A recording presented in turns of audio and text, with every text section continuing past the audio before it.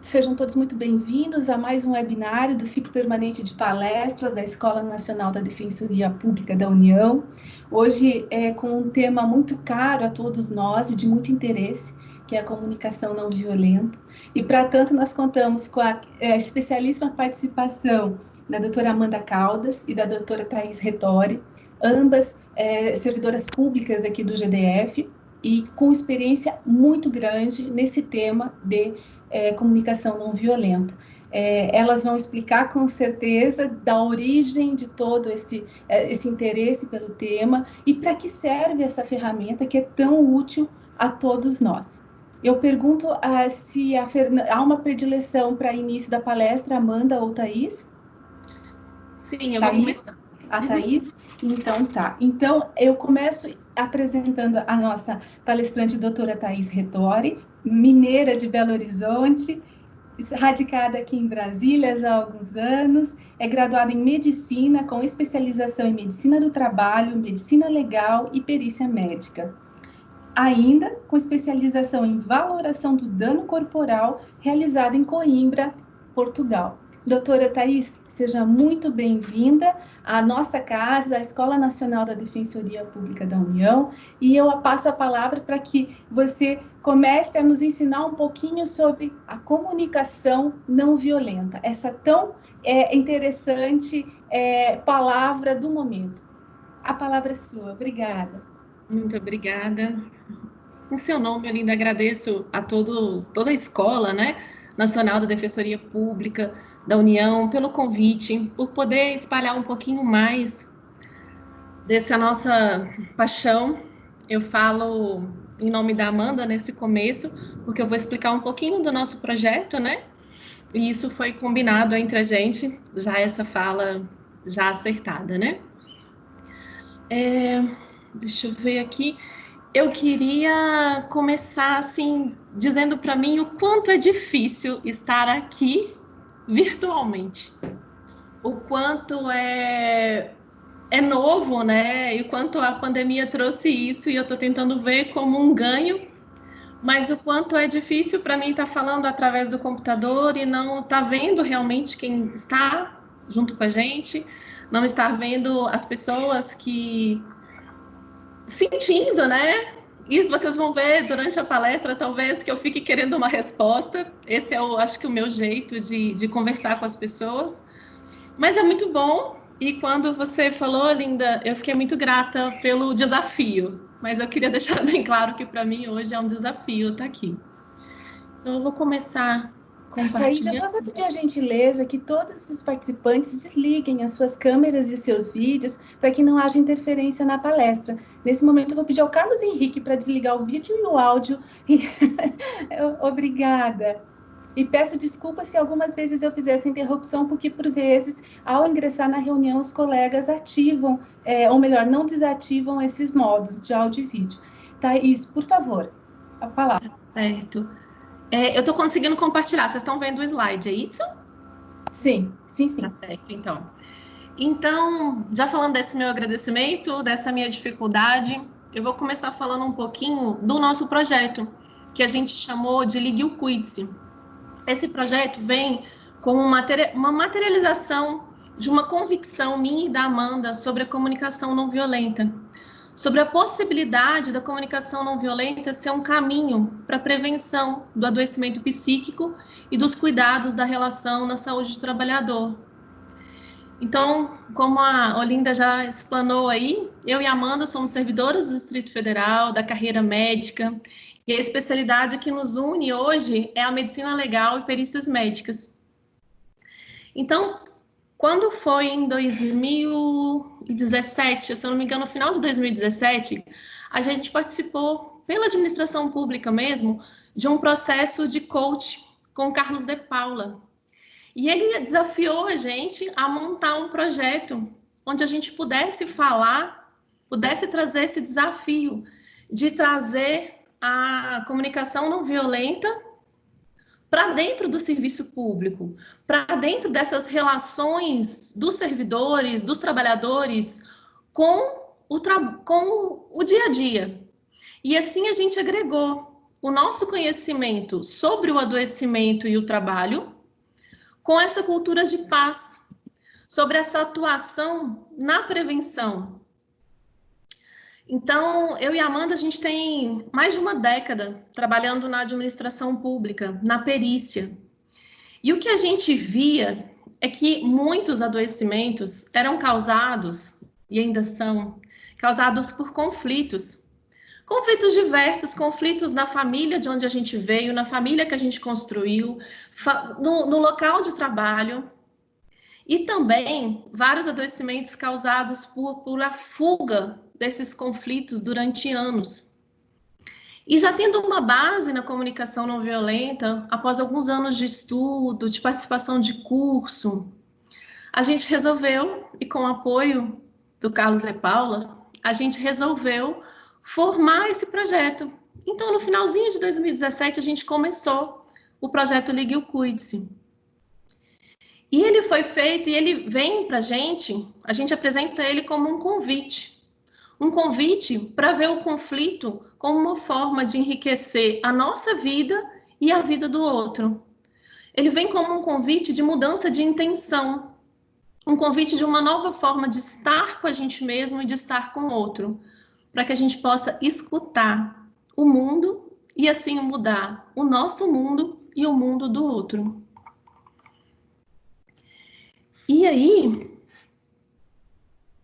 quando eu fiquei pensando nessa palestra, depois da conversa com a Olinda, e do que vocês já conhecem de comunicação não violenta, vendo aí da defensoria, eu fiquei pensando qual que seria a abordagem.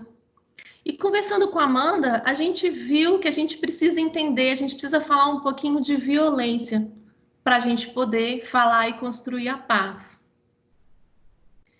E aí veio essa ideia, transformar o ambiente de trabalho através da comunicação não violenta. Como que a gente pode criar e trabalhar em ambientes efetivos e afetivos? Através do reconhecimento, eu acredito que através do reconhecimento da violência. E aí muitas pessoas podem ficar se perguntando, ai, mas isso é muito fácil, muito bonito. Como um livro na estante, como uma loja de móveis, mas fica muito solto e muito vago para a gente trazer para o mundo real, para a gente trazer e incorporar isso na nossa rotina. Como é possível ser ambiente de trabalho efetivo e afetivo? Através do reconhecimento da violência. E o que é violência?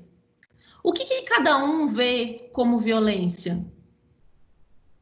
Eu não estou falando aqui da violência do chute, do soco, do pontapé. Eu não estou falando dessa violência que a gente vê nos jornais. Eu não estou falando sobre o grito. Eu não estou falando sobre isso. E, aliás, gritar é violência? Eu vim de uma família italiana. E muitas vezes o tom de voz é extremamente elevado.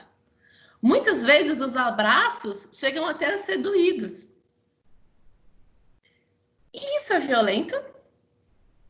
E ao contrário, eu posso ser extremamente doce e simpática e ser violenta?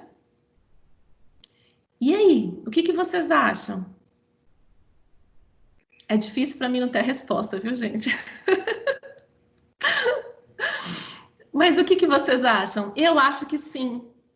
Eu acho que sim. Eu posso ser violenta, sendo doce, simpática e de uma forma muito mais devastadora do que se eu resolver gritar. Porque com o meu jeitinho, eu posso chegar e manipular todo mundo, falando doce, pedindo com voz suave, para que todos façam o que exatamente eu quero, da forma que eu penso, manipulando cada uma das pessoas que convivem comigo. Eu tenho bastante consciência desse meu poder. Eu não sei como é para cada um de vocês. E seria uma delícia, né? Se o mundo fosse assim, todo mundo fazendo exatamente o que eu quero, da forma como eu quero. Mas isso dura, gente? Não tem como vocês me responderem, né? E quando acabar? E quando esse meu poder acabar? Como é que faz? E para qual caminho que a gente vai? E aí vocês ficam me perguntando, ai, Thais, então se grito não é violento? Se a voz doce pode ser violenta? Qual medida que a gente vai ter? Como que eu posso fazer para saber se é violento ou não? E aí eu posso frustrar para vocês nesse momento, falando que não tem. O Inmetro ainda não chegou numa medida, não tem a BNT, não tem norma regulamentadora, não tem. Como que eu vou saber então se eu estou sendo violento ou não? Cada um tem a sua medida, não é isso? Somos seres autorreferentes e a gente sempre usa a nossa própria medida. Então, se alguém tem uma casa que é mais bagunçada que a minha, ou se alguém trabalha menos do que eu, o que essa pessoa é? Ela é bagunceira e preguiçosa, certo? E agora, se outra pessoa trabalha muito mais do que eu e tem aquela casa impecável, toda em ordem, o que ela é? Ela é viciada em trabalho e ela tem transtorno obsessivo compulsivo, porque para arrumar tantas coisas assim só pode ter algum adoecimento. E aí? Como que a gente faz para ganhar essa consciência, para sair da nossa referência? Fazendo combinados. E a gente faz combinado? Ou a gente sempre acha que o outro tem que saber o que a gente quer? Quantas vezes que a gente não se pega pensando, mas ele convive comigo há 19 anos? 19 anos! E ele ainda não sabe do que eu gosto? Não é possível. Mas meu filho, você veio de dentro de mim. Não é possível. Mas espera aí, eu trabalho nessa mesa aqui há 5 anos. Não é possível que você não sabe que... Mas você contou para alguém? O quanto que a gente faz, o quanto que a gente espera que o outro saiba o que a gente quer? E o quanto que a gente se magoa e vai ficando, e vai ficando, e vai se violentando? Eu queria que cada um de vocês agora pensasse numa relação difícil que está vivendo agora. O que foi combinado com o outro? O que o outro quer? Qual que é o nosso papel? Qual que é o papel do outro? De onde está vindo esse embate?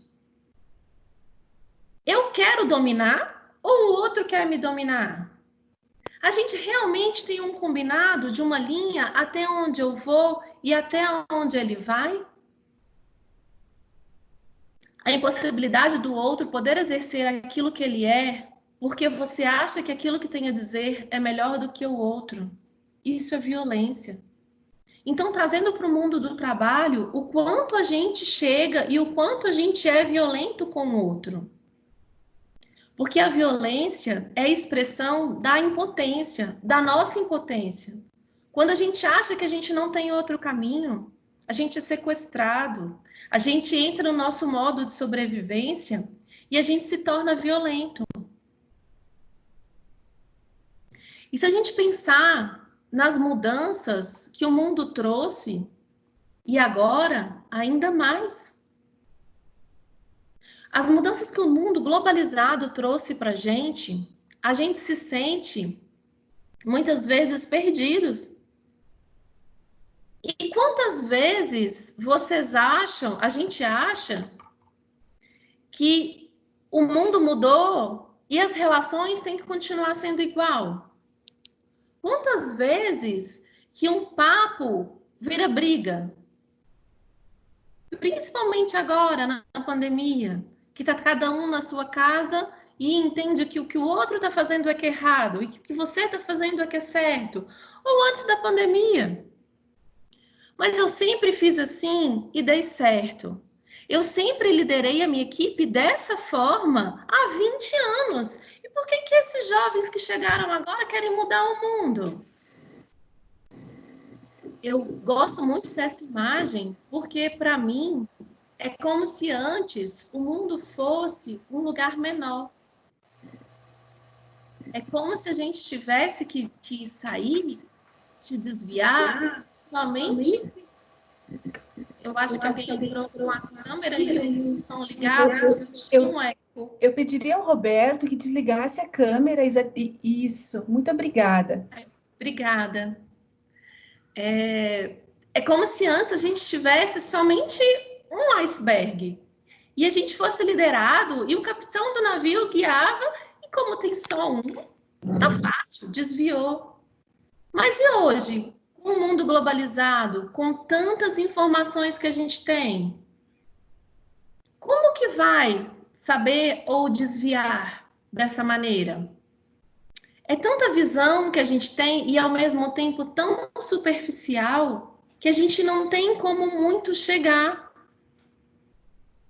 muito como saber qual o caminho. E muitas vezes a gente vê vários conflitos e que esses conflitos, eles podem vir como uma forma de enriquecer, mas somente se a gente conseguir mudar a nossa percepção de conflito. Então, muitas vezes, quando eu vou desligar um pouquinho que eu tô me sentindo. Ai, assim eu vejo as pessoas. Muitas vezes, quando a gente está falando de comunicação não violenta, as pessoas perguntam: ai, mas então deve ser muito bom conviver ou trabalhar, porque quem é da comunicação não violenta é tão bonzinho, né? Entende muito o outro, sabe muito sobre o outro. E o que eu trago para vocês, que é muito importante para mim falar, é que o que a comunicação não violenta trouxe para mim, Thaís, de mais precioso, é exatamente o limite. Eu acho que depois que eu entrei no caminho da comunicação não violenta, eu vejo hoje muito mais a minha intenção.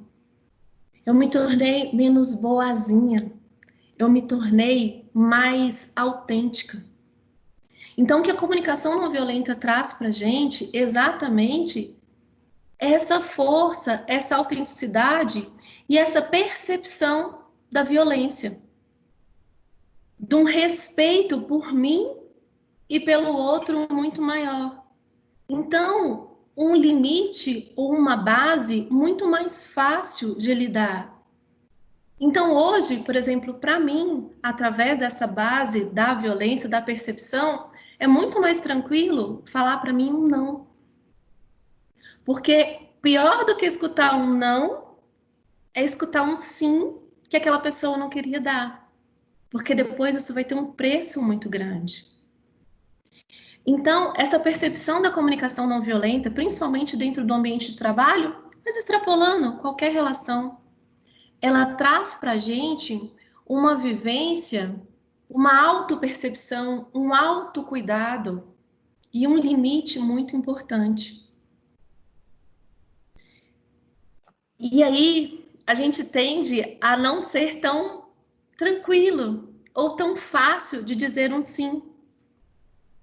E traz a gente para umas relações muito mais honestas e muito mais autênticas, que é o que a gente chama de ganha-ganha, que a Amanda vai trazer uma história para exemplificar melhor. Vou pedir licença para interromper e pedir para a Marcilene desativar o vídeo da sua câmera e pedir a todos novamente que verifiquem se estão com os áudios e vídeos desabilitados. Obrigada, desculpe-me, Thaís. Sem problema.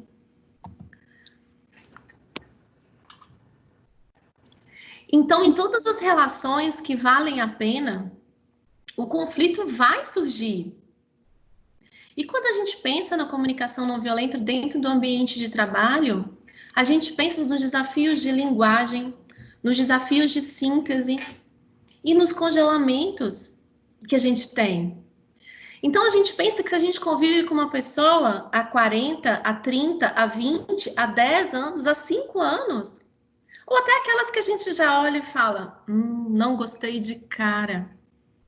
A gente já rotulou. E a gente não pensa no quanto a gente acha que a gente evoluiu. Não, então eu, Thaís, que entrei no GDF há uma década, sou totalmente diferente daquela Thaís que entrou hoje, que é daquela Thaís que eu sou hoje. Mas aquele colega ali, aquele que trabalha ali do meu lado, ixi, ele é um atrasado. Eu trabalhei com ele 1 ano quando eu entrei no GDF. Nossa, ele era enrolado, ele era atrasado, não tinha uma vez que a gente podia contar com ele. E se passam 9 anos e essa pessoa volta a trabalhar comigo, mas ela tá congelada lá atrás. Eu não, eu evoluí, porque eu sou ótima. Mas aquela pessoa, ela fica congelada. E dentro da equipe, falando especificamente do trabalho, esse desafio da linguagem, da síntese, sair desse congelamento e discutir as coisas que são realmente importantes para aquele momento. E importantes para todo mundo. E como que a gente faz isso? Através dos combinados. Através daqueles combinados que a gente sempre esquece de fazer. Através daqueles combinados que a gente muitas vezes não vem. Eu acho que ele tem que saber, porque ele trabalha ali. Poxa, mas se eu estou liderando essa equipe nesse momento, eles têm que saber como eu sou. E eu quero sempre isso. E por que dentro de uma equipe, dentro de um trabalho, a gente tem tanto problema? Porque muitas vezes a gente não enxerga a necessidade. A gente fica colocando de estratégias. Então vamos supor que numa equipe a gente possa ter vários personagens. Se a gente está com um problema no trabalho, o que a gente espera daquele trabalho? Ou daquela reunião que foi feita para resolver aquele problema no trabalho? O que cada um dali deve esperar? Que ela se resolva? Mas, muitas vezes, ela não está sendo resolvida. Por quê? Porque eu acho que a minha ideia é que tem que ser acatada. E quando o outro vem com outro caminho, que muitas vezes vai chegar no mesmo lugar, eu já não quero escutar. Porque quando ele fala uma estratégia diferente, eu me bloqueio. Sem saber, sem perguntar, sem ir atrás de qual que é a real necessidade que está trazendo aquilo. Qual que é a necessidade? É de paz? É de harmonia? É de fluxo, do ir e vir da vida? O que é que você quer nesse momento? Mas muitas vezes a gente não se pergunta. Então, em reuniões, a gente tem muitas vezes aquela pessoa que fica repetindo a mesma coisa várias vezes. Um que fica calado e mal-humorado porque ele já desistiu e acha que nunca vai ser escutado. Aquele que acha que o tom da voz cada vez mais alto é que vai gerar uma escuta. E que muitas vezes a gente sai, faz 1, 2, 3, 4, 5 reuniões e que não dão nada. E que cada pessoa fica contando para si uma história de que nunca vai dar nada e de que aquele caminho não vai dar certo e que em vez de trabalharmos juntos, muitas vezes a gente faz uma eu-equipe. Então eu vou lá, resolvo e coloco o autoritarismo. Mas o quanto se sustenta esse autoritarismo hoje em dia? O quanto a gente tem que trazer essa estratégia para a gente estar aberto a escutar os outros. Mas que antes de escutar os outros, a gente tem que escutar nós mesmos. Então, a comunicação não violenta, ela vai trazer para a gente, muito além dos 4 passos, ela vai trazer para a gente uma estratégia de conexão. Uma conexão, primeiro com o outro e depois com a gente mesmo. E aí, quando eu dou essa palestra de modo presencial, muitas vezes as pessoas perguntam: mas como assim? Eu nunca mais vou falar? Eu vou ficar escutando? E eu trago para vocês 3 razões para escutar. Primeiro é entender. E quando a gente entende a história, quando a gente entende a vontade do outro, muitas vezes a gente pode até enriquecer e mudar o nosso projeto. O segundo, se conectar com o outro, reconhecer a existência do outro na sua frente. E depois que o outro falar, que o outro tiver esse espaço, aí sim a gente pode ser escutado. E muitas vezes consegue co-criar através disso. Então, escutar pode ser a chave de ouro que abre as portas dos relacionamentos humanos. E eu trago essa frase do Rubem Alves. Então, o recorte que eu fiz da CNV hoje é sobre escuta. É sobre se escutar e sobre escutar o outro. E é na escuta que o amor começa. E é na não escuta que ele termina. E fica o meu convite à revolução da escutatória. Então, foi essa apresentação que eu preparei para vocês hoje. A comunicação não violenta ela é muito ampla e a Amanda vai pegar mais um pedacinho agora do que a gente combinou para falar de como trazer a CNV para o nosso mundo real através de uma visão sobre os conflitos como uma forma de enriquecer a nossa vida. E que esses conflitos não virem confrontos. É isso que eu tinha para falar para vocês, é isso que eu preparei para a apresentação. Muito obrigada, Thaís. Agora eu passo a palavra à doutora Amanda Caldas, nascida em Maceió e também já há alguns anos aqui em Brasília, conosco. É graduada em Medicina, com especialização em Clínica Médica, Endocrinologia, Medicina Legal e Perícias Médicas. E assim como a Thaís, também é servidora aqui do GDF e é capacitadora dos servidores públicos aqui do GDF no tema da comunicação não violenta. Seja mais uma vez muito bem-vinda, Amanda, e a palavra é sua. Boa tarde a todos que estão nos escutando. E a Thaís, ela conversou conosco um pouco sobre a comunicação não violenta, no sentido de trazer conexão às nossas relações. Quando a gente fala em comunicação, a gente sempre pensa em um modo diferente de se falar, em um modo diferente de se expressar. Só que a comunicação ela já começa cruzada, ela já começa com uma defasagem muito grande quando a gente perde essa qualidade da escuta. Por isso a nossa escolha hoje à tarde de começar falando sobre primeiro a escuta, primeiro sobre os propósitos, primeiro sobre a intenção do que eu quero construir, para depois pensar em como fazer. Porque tudo começa realmente com um movimento interno para que ele possa se transformar em algo maior, em algo externo.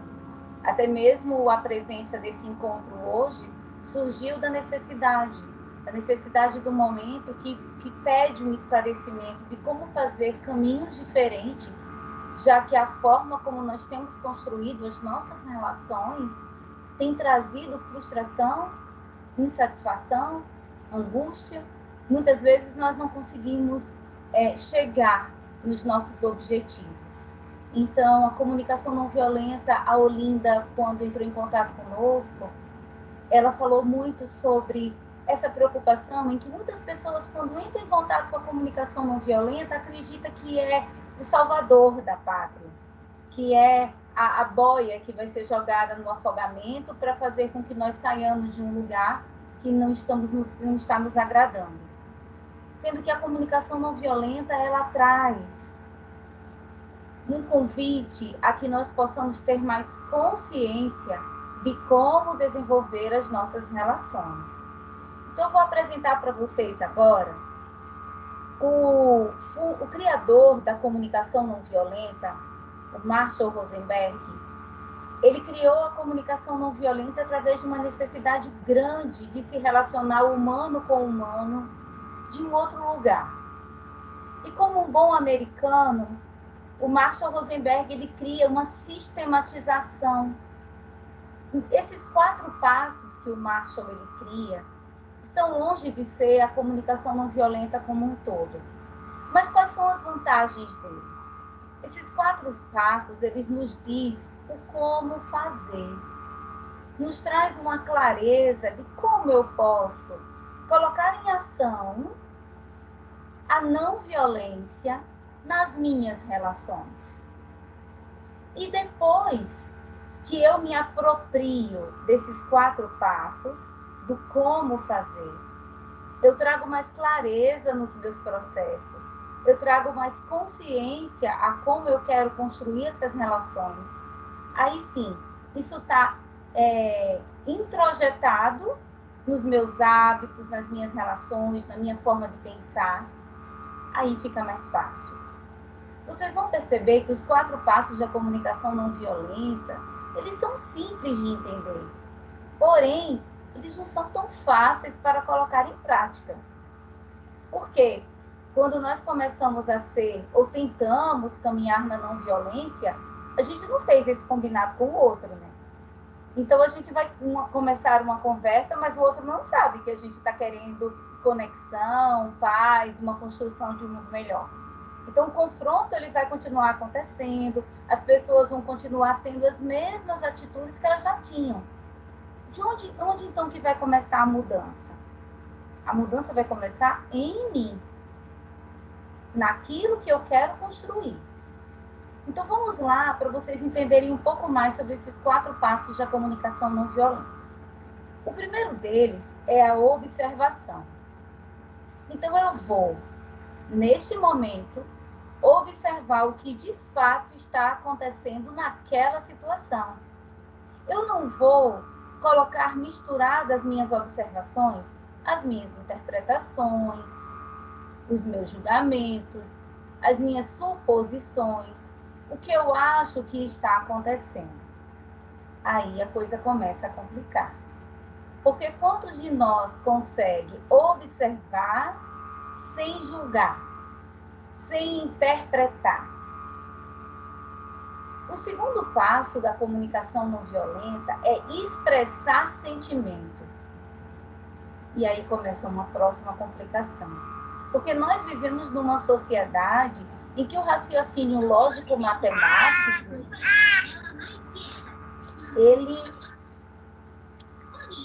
Eu estou escutando um outro som. Eu pediria que aos colegas participantes desligassem o áudio. Obrigada a todos. Obrigada.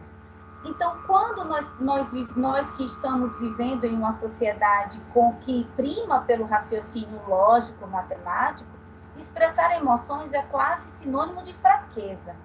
Então, imagine eu chegar no meu ambiente de trabalho e começar a conversar com o meu chefe, ou até mesmo com um colega, e expressar exatamente o que eu estou sentindo. No início, cria estranheza. Mas depois, as pessoas começam a perceber que dessa forma eu realmente estou mantendo a autenticidade das relações e eu dou espaço para que o outro também expresse aquilo que realmente está vivo dentro dele. Então a comunicação não violenta, ela faz um convite desafiador, arrojado, para que eu dê espaço nas minhas relações, para que a autenticidade ali esteja. E eu possa lidar comigo mesmo e com o outro na realidade do que está acontecendo externamente, mas também dentro de mim. Por quê? Porque por trás de todo sentimento existe uma necessidade. É o terceiro passo da comunicação não violenta. Se eu estou muito satisfeito, pode ser que a minha necessidade de organização, a minha necessidade de harmonia, a minha necessidade de clareza esteja sendo atendida naquele momento. Se por outro lado, eu estou me sentindo frustrado, eu estou me sentindo com raiva, eu estou realmente furiosa com uma situação, pode ser que a minha necessidade de organização, a minha necessidade de clareza, a minha necessidade de coerência não esteja sendo atendida naquele momento. Então, a comunicação não violenta, ela traz uma clareza que para todo sentimento existe uma necessidade na base dele, por trás.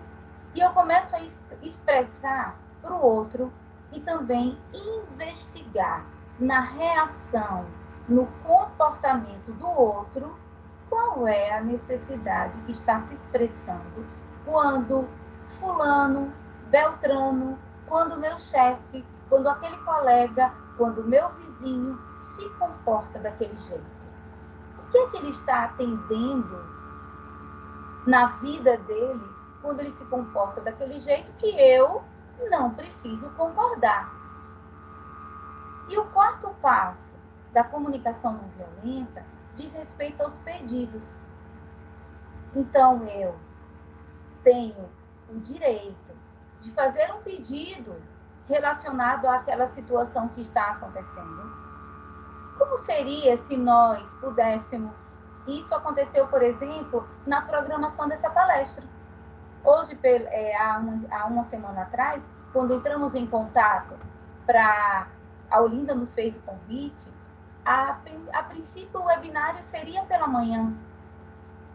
Entretanto, havia uma impossibilidade profissional da minha parte. E nós voltamos a conversar sobre o assunto, tentando chegar a um denominador em que eu ganhasse, em que Thaís ganhasse e que todos da Defensoria pudessem ganhar com a realização do webinário, mudando dessa forma o horário. Então, essa parte do pedido ela é muito especial, porque pode levar mais tempo, eu tenho que me comunicar muito mais, tenho que expressar as minhas dificuldades, escutar as dificuldades do outro, para que assim possamos chegar num ganha-ganha. E para isso, eu e Olinda tivemos que ficar uns certos minutos conversando, ainda que não nos conhecêssemos pessoalmente, até chegar a um denominador comum. Essa parte do pedido ela é tão especial, porque na maioria das vezes nós não sabemos o que queremos, nós não sabemos o que não queremos. Então, encontrar um pedido positivo a ser feito é um treino de todos os dias.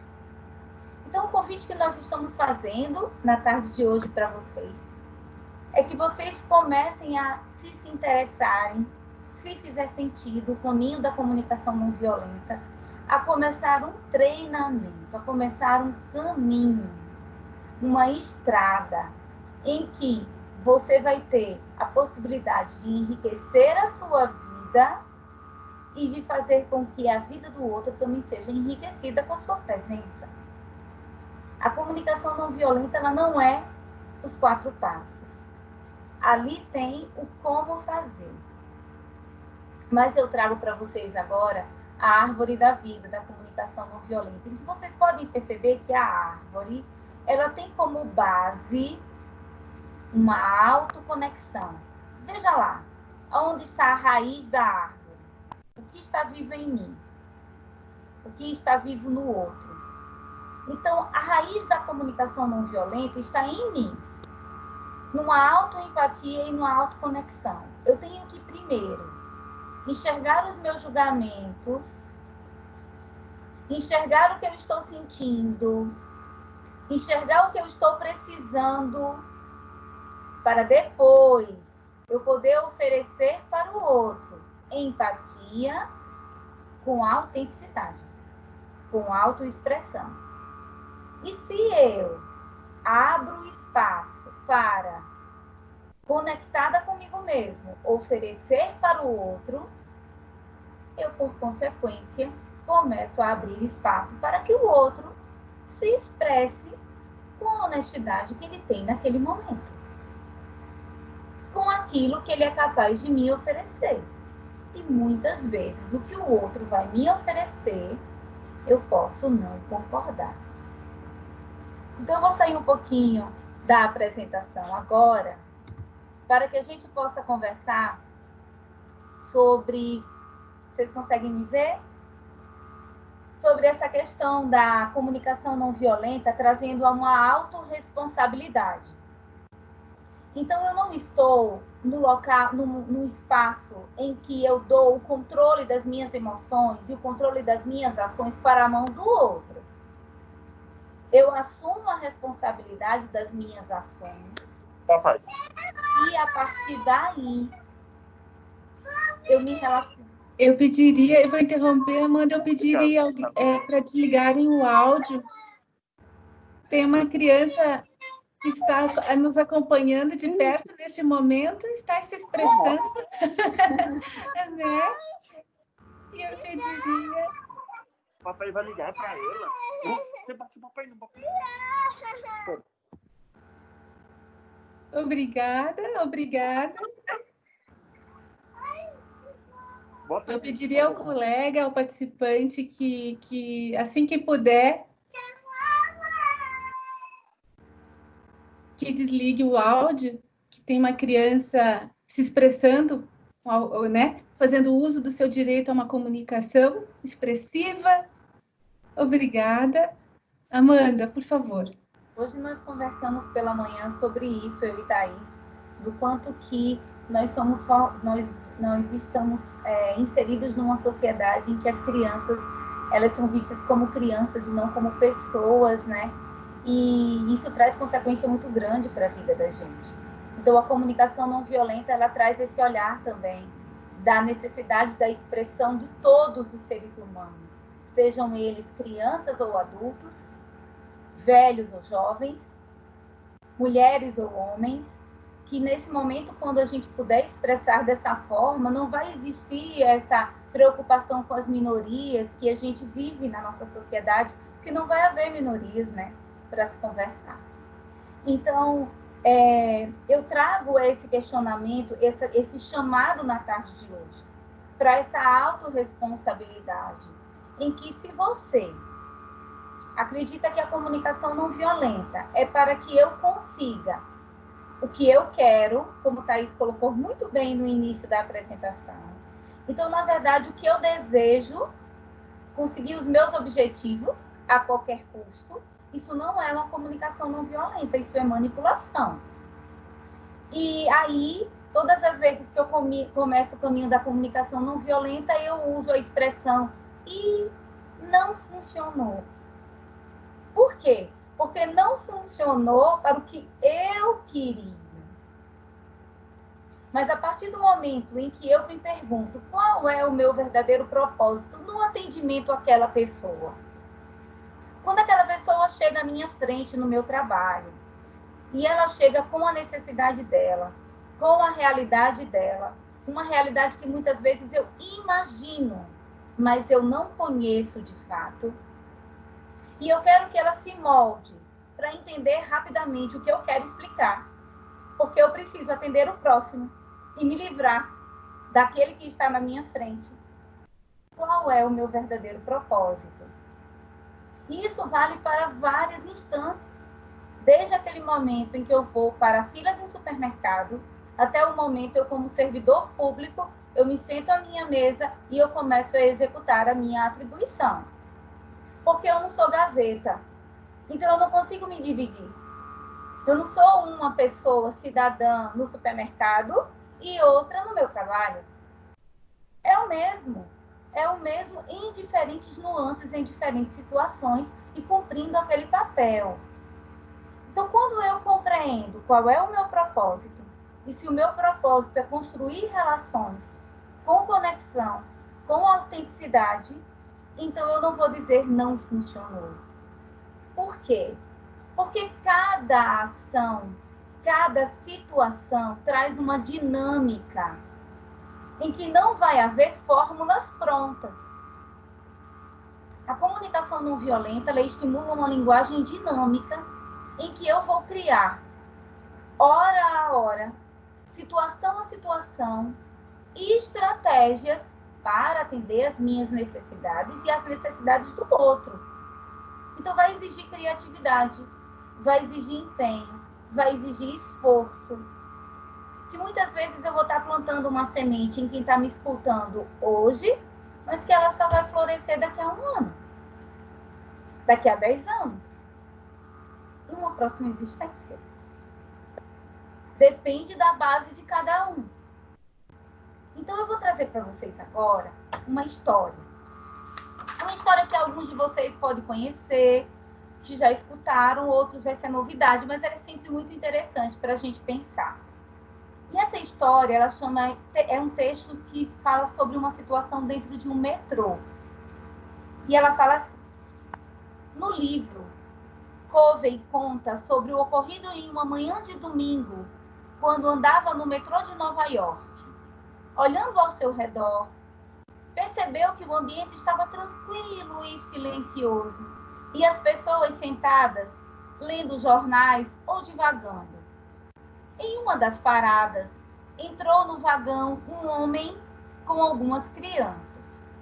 Estas se comportavam muito mal, gritando e fazendo bagunça, o que mudou subitamente o clima ali existente.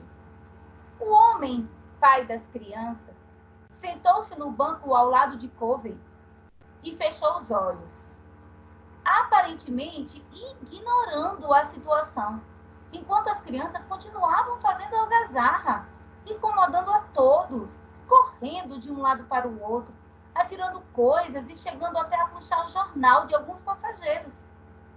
Covey ficou indignado com o fato de o homem não fazer absolutamente nada no sentido de controlar o comportamento dos filhos. Não conseguia acreditar que tal pessoa podia ser tão insensível a ponto de deixar as crianças incomodarem os outros daquela forma. Era facilmente perceptível que os outros passageiros também estavam irritados. O autor se conteve durante um tempo e, quando não conseguiu mais se segurar, perguntou ao homem se ele não poderia dar um jeito nas crianças. O homem olhou para Covey como se estivesse saindo de um transe e disse calmamente: sim, creio que o senhor tem razão. Acho que deveria fazer alguma coisa.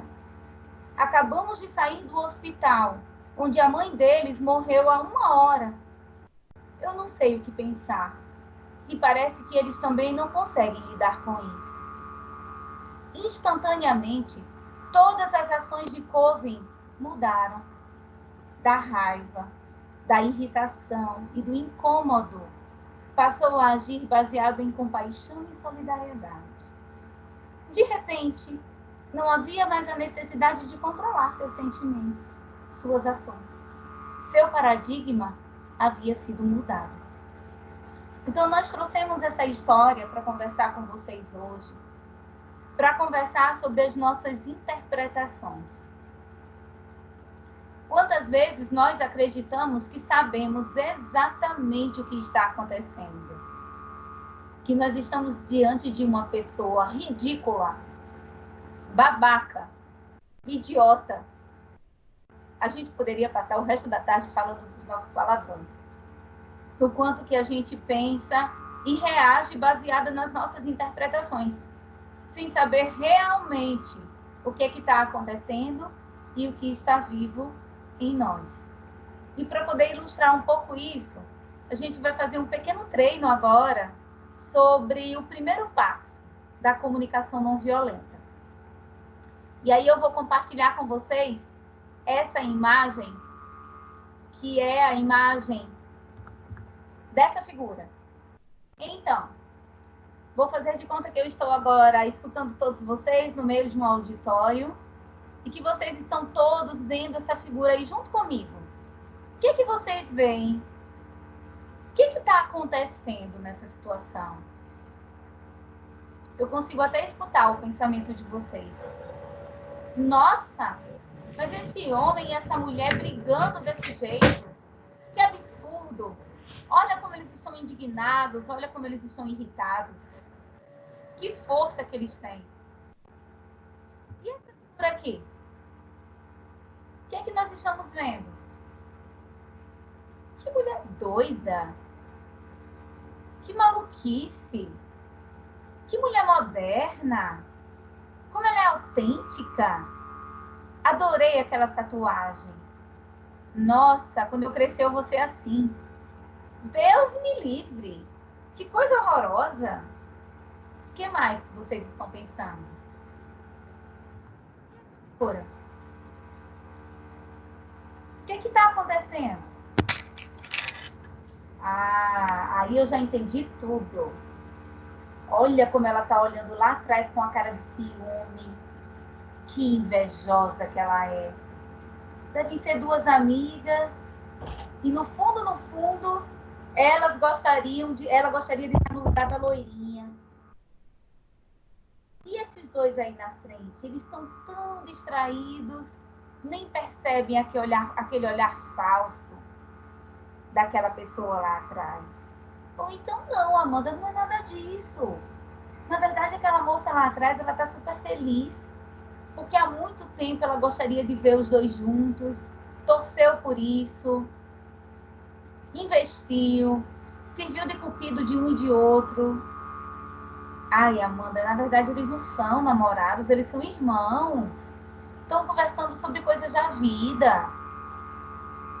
Será que todas as vezes que nós olhamos para algumas figuras no dia a dia, a gente realmente está observando ou a gente está interpretando, classificando, analisando, determinando os níveis de erros que existem? Então vamos olhar de novo a primeira figura. A comunicação não violenta, ela nos convida a separar observação de avaliação. Então, quando eu faço uma observação, eu falo apenas o que pode ser descrito, o que é objetivo, o que todos podem ver. O que de fato vocês observam aqui? Eu sei que é difícil fazer observações que sejam isentas de julgamentos, de críticas ou de outras formas de análise sobre as pessoas e os seus comportamentos. No entanto, inferir o que a outra pessoa pensa não é a mesma coisa que observar o seu comportamento. Quem disse isso foi Marshall Rosenberg, o criador da comunicação não violenta. Então, nessa figura aqui, nós estamos vendo um homem, uma mulher com cabelo preso, ela usa 2 grampos no cabelo, ambos estão com roupas pretas, mas eu consigo enxergar uma alça branca de um sutiã. Essa moça está usando um brinco e ela está de boca aberta. E esse rapaz também está de boca aberta. Se ele está gritando, se eles estão analisando o dente um do outro, se eles estão ensaiando para uma peça de ópera, não sabemos. O que nós vemos é simplesmente 2 pessoas de boca aberta, uma de frente para o outro. Então aqui, o que é que nós vemos? Uma pessoa com o corpo todo desenhado, de uma pintura que nos parece uma tatuagem, mas que não dá para dizer se é uma tatuagem definitiva, se é uma tatuagem que ela pintou para fazer a fotografia. É uma pessoa com brincos vermelhos, com uma blusa, uma camiseta vermelha, com um relógio no braço, com o dedo apontando para a sua cabeça. E ela está dando um pequenino ar de uma expressão de sorriso. Mas é só isso o que nós podemos ver. Se ela é moderna, se ela é doida, se ela é autêntica, isso fica no cunho das nossas interpretações. O que é que nós vemos? Nós vemos 2 pessoas, um pouco mais à frente, que me parecem que estão sentadas, uma olhando para a outra, um rapaz com uma camisa branca, um óculos na sua cabeça, uma moça mais atrás, de braços cruzados, de cabelos longos, mas é só isso o que realmente nós observamos. Então, a comunicação não violenta, ela vem trazer um desafio. Trazer com que a gente transforme os nossos julgamentos moralizantes para as situações que acontecem de fato como elas são. Isso no início dá uma canseira, dá um trabalho trazer a consciência.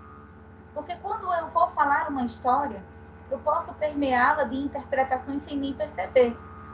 E aí eu posso trazer um exemplo que aconteceu, vou trazer um exemplo que aconteceu com a Thaís. Depois eu conto o que aconteceu comigo. Então a Thaís, ela estava chegando na perícia médica e nós trabalhamos em um ambiente de muito conflito. E os conflitos, eles terminam extravasando, não só para as relações entre o médico perito e o periciando, mas também para os colegas. Porque quando a gente trabalha em ambientes de muito conflito, esses conflitos eles terminam ficando muitas vezes no ar, não sendo muitas vezes resolvidos de uma maneira adequada. E determinado dia, Thaís estava chegando no trabalho e ela prima muito pelo horário. Então, chegando no trabalho, ela deveria chegar às 8 e já era 8h15, então ela vinha bem exasperada, bem agitada, com o seu, entre aspas, atraso daquele dia. Quando ela entra no corredor do trabalho, ela vê um colega no fim do corredor, parado, olha para ela, olha para o relógio e balança a cabeça. Na mesma hora, Thaís olhou para ele e pensou, o que ele pensa que é? Olhando para o relógio e dizendo que eu estou atrasado? Tem uma explicação por que eu estou atrasado. Eu não me atraso nunca. E logo hoje ele vem me olhar desse jeito? Mas aí, esse é o primeiro movimento. Consciente, cada vez mais dos próprios pensamentos, isso é realmente um treino, automaticamente Thaís percebe o pensamento que surgiu. Percebe os julgamentos que naquele momento estavam acontecendo e as interpretações, porque faz parte da natureza humana. Não é para ser refutadas, não é para ser aniquiladas, é para ser percebidas. E uma vez quando a gente percebe os nossos julgamentos e as nossas interpretações, aí eu tenho uma escolha. Agir baseado nelas ou agir baseado numa determinação de criar relações com compassividade e com autenticidade. Então, quando veio o pensamento, Thaís automaticamente respirou e pensou, peraí, isso pode ser apenas uma interpretação minha. Eu vou conversar com ele. E foi lá.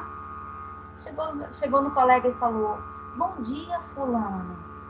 Eu vi que quando eu entrei, você olhou para mim e olhou para o relógio. Tá acontecendo alguma coisa? Eu posso te ajudar? E ele respondeu, nossa, Thaís, eu nem te vi. Eu estava olhando para o relógio porque eu estou super angustiado porque hoje eu me atrasei para chegar. E aí a situação, ela se desfaz naquele momento.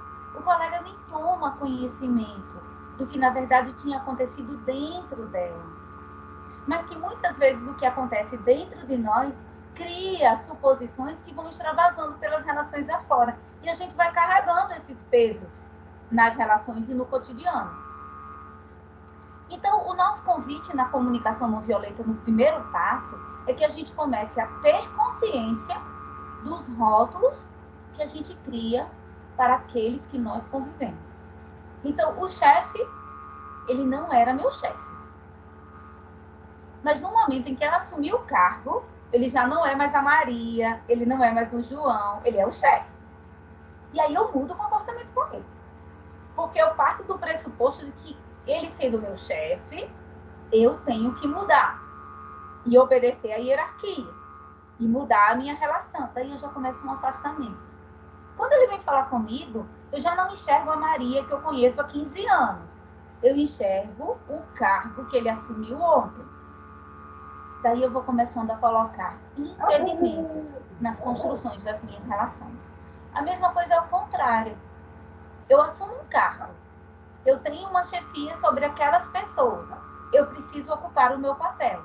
Só que a comunicação não violenta, ela faz um convite de eu vou além dos rótulos. Então, dentro de uma equipe, eu parto do pressuposto que eu posso fazer uma construção com cooperação, em que todos enxergam os seus papéis e podem contribuir na medida das suas possibilidades para um ambiente, para a resolução de um problema, para a mediação de um conflito. Se eu trabalho dessa forma em equipe, eu dou a oportunidade que todos tenham voz, que todos cresçam. E claro, que se a minha equipe cresce e se fortalece, como cargo, eu como chefe cresço também. Sem que para isso eu tenha que aparecer sozinho ou tirar o brilho do outro. E isso independente da posição em que eu me encontro. Sem ter que ficar na competição. Que para eu ganhar, você tem que perder. Ou para você ganhar, eu tenho que perder. É um convite a um ganha-ganha. Uma outra história, eu ainda tenho um tempinho ainda. Uma outra história que eu trouxe para vocês é uma situação também que aconteceu na perícia, e dessa vez aconteceu comigo. Nós estávamos em atendimento médico-pericial e nós trabalhamos em uma perícia previdenciária. Então, é muito comum nós atendermos periciandos em que eles vêm com seus pleitos e que nós não vamos atendê-los. Daí já começa uma situação de conflito. Eu estava atendendo uma servidora junto com uma colega, nós fazemos junta médica nos processos, então são 2 ou mais médicos reunidos. Eu estava atendendo com uma colega médica quando uma servidora entrou solicitando horário especial. Aqui, pela legislação do GDF, o horário especial ele se dá para os servidores que são portadores de alguma deficiência, que são pessoas com deficiências em tratamento, ou os seus dependentes portadores de pessoas com deficiência que estejam em tratamento. Então, não basta por si só ser pessoa com deficiência. Essa servidora, ela já tinha conseguido, em um processo anterior, um horário especial para acompanhar seu filho com autismo nos tratamentos que ele realizava. E, no entanto, o que era permitido por lei à época era a redução de 20% de sua carga horária. E ela desejava uma redução maior, o que não era permitido por lei naquele momento. A legislação atual até mudou no GDF. Então, quando ela entrou, nós rapidamente percebemos do que se tratava e que ela já tinha um deferimento anterior. Ela já tinha conseguido o que o máximo da lei permitia. Quando começamos a conversar com ela, percebemos que ela estava muito ansiosa. E aí vem essa situação de investigação da expressão de sentimentos e de necessidades por trás daquela pessoa. Ela já entrou na perícia falando muito alto e muito agitada na forma de se referir. Nós perguntamos para ela do que se tratava, ela explicou, e logo depois nós explicamos que existia a legislação, que ela já tinha um processo anterior, e que nós iríamos fazer a avaliação atual e iríamos dar a nossa resposta no momento seguinte, baseada no que a lei nos permitiria naquele momento. Essa servidora, ela entrou em um surto. Ela começou a gritar dentro da sala do consultório, mas não era um grito com palavras, era um grito, o tempo todo gritando, sem palavra nenhuma. Entrou no movimento de se bater na mesa do consultório, ia derrubar a bolsa pelo chão e os objetos que ela carregava na mão. Naquele momento, a colega que estava comigo e que tomou um susto e quis fazer um gesto de sair da sala para se proteger. Mas eu entendi o que estava acontecendo naquele momento, muito baseada no que a gente vem trazendo da comunicação não violenta em nossas vidas, porque é realmente um treino. E aí eu segurei a colega do lado, segurei na perna dela e pedi que ela não fizesse nenhum movimento mais forte, não fizesse nenhum movimento defensivo naquele momento, que nós pudéssemos aguardar um pouco para ver o que ia acontecer. A servidora continuou se debatendo e gritando por alguns minutos. Foi muito interessante porque a mesa do consultório parecia que tinha uma linha imaginária em que ela jogou todos os papéis que estavam na frente dela, inclusive garrafa de água, ou que trazia nas suas mãos, no chão. Mas em nenhum momento ela ultrapassou o limite para o meu lado, ou o lado da colega médica que estava sentada comigo, derrubando objetos sobre nós. Ela não fez isso. Ela estava imersa nela. Ela realmente teve naquele momento um surto.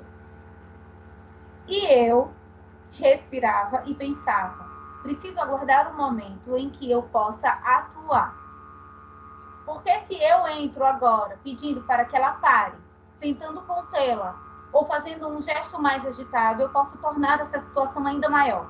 E eu tenho que chamar o SAMU, ou ter que contê-la fisicamente, porque às vezes as pessoas precisam ser contidas fisicamente pelo uso protetivo da força, e não pelo uso punitivo da força. E aí, como ela estava gritando muito alto, a Thaís, que estava a 3 corredores da perícia, escutou. E como nós já somos conhecidas por quando escutamos gritos e berros e confusões, nós aparecemos. A gente não é do tipo que foge da briga. Então, ela apareceu no corredor e apareceu atrás do consultório. Nós temos na perícia, exatamente por ser uma situação de conflito, uma porta que entra pela frente e uma porta que entra por trás. São 2 portas, para que a gente tenha rotas realmente de proteção. E aí, Thaís entrou pela porta de trás. Quando eu vi a Thaís, eu senti aquele alento de quem diz assim, tenho a minha rede de apoio. Porque a comunicação não violenta, ela fala da necessidade de a gente construir redes de apoio dentro do nosso trabalho, dentro da nossa família, dentro da sociedade. Porque nem todas as pessoas vão querer caminhar no caminho da não violência. E aí nós precisamos de redes de apoio para ter esse amparo. Então ela apareceu no consultório e colocou a mão no meu ombro, eu quase falei, ai, graças a Deus. E ela colocou a mão no meu ombro e disse, tá tudo bem? E eu falei, está. Então ela fez primeiro um check-in comigo. Porque muitas vezes o outro, aquele que está participando da situação, não tem condições emocionais para lidar com aquilo. E aí o outro vai ter que assumir. Isso faz parte de um trabalho em equipe. Mas eu estava bem. E a minha colega que estava do lado estava paralisada. Eu só segurava na mão dela e dizia, vai ficar tudo bem. A gente sabe que num surto, seja numa briga, acontece um ápice, depois entra num platô e ele descende. Depois que a servidora esvaziou tudo que ela precisava esvaziar naquele grito, ela caiu numa crise de choro. Com certeza ela nem mais sabia que estava naquele consultório. Ela só olhava para ela mesma. Aquilo não era sobre mim. Aquilo não era sobre o médico que estava na frente dela. Aquilo era sobre ela mesma. E a dor e o sofrimento que ela tinha naquele momento. E aí, quando ela foi diminuindo, a Thaís se aproximou da servidora. Eu me levantei também, devagar, para em nenhum momento ser interpretada como alguém que iria agir contra aquele que já está achando que o mundo está contra ele. E aí foi quando nós atuamos com a fala. Então, permanecemos durante muito tempo oferecendo para aquela servidora a empatia de forma silenciosa. Nos conectando com a dor dela, para depois atuar com a fala. E aí sim, nós nos aproximamos e chamamos pelo nome, para que ela pudesse voltar à sua consciência, à sua lucidez. Conduzimos ela até uma maca, deitamos ela, a Thaís saiu para buscar um copo com água, e ela nos disse, isso já aconteceu outras vezes. Às vezes eu perco meu controle. Então realmente não era sobre nós, era sobre ela. E em muitas situações nós vamos ser convidados a agir assim, não nessa magnitude de um surto numa doença psiquiátrica, mas em situações do dia a dia em que o outro está falando dele e não de mim. Tomar essa consciência para não se misturar na hora das situações, na hora que elas acontecem. Para poder fazer a nossa parte, aquilo que nos cabe. Porque não é todas as vezes que nós vamos concordar com o outro naquilo que ele está fazendo. E está tudo bem sobre isso. Não concordar.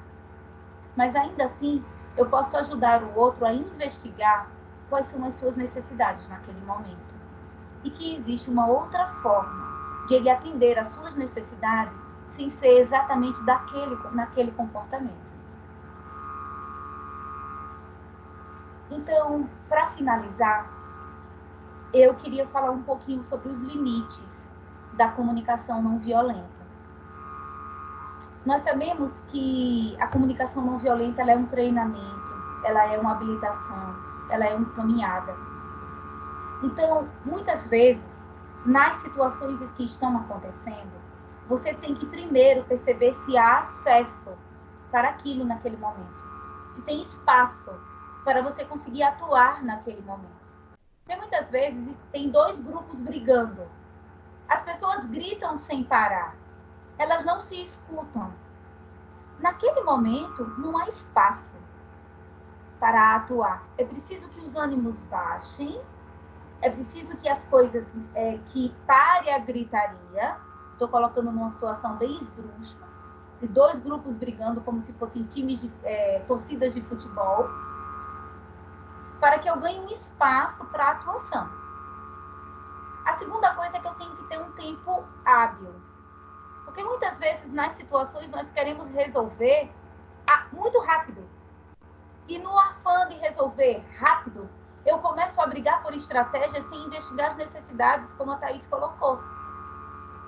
Então, eu tenho que ter um tempo. Como o Alan Said, que é um facilitador certificado de comunicação não violenta, ele nos fala que é preciso ir devagar para depois ir rápido. Como conseguir aquele passo para conseguir mais depois. E aí um dos limites da comunicação não violenta é a habilidade.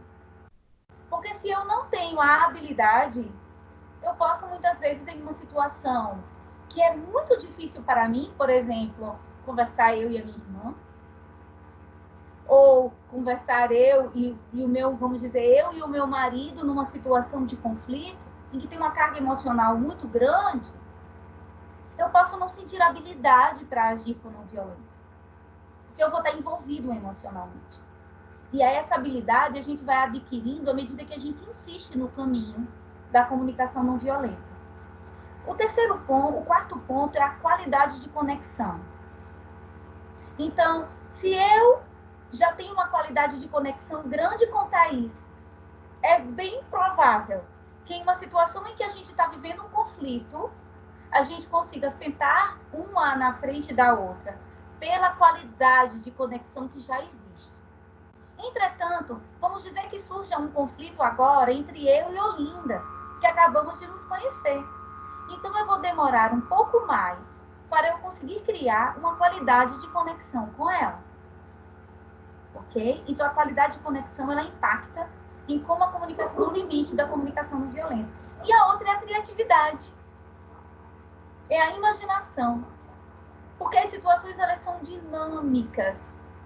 Então, eu vou ter que criar, eu vou ter que raciocinar, vou ter que usar das minhas estratégias, eu vou ter que pensar junto com o outro para chegar a um denominador comum.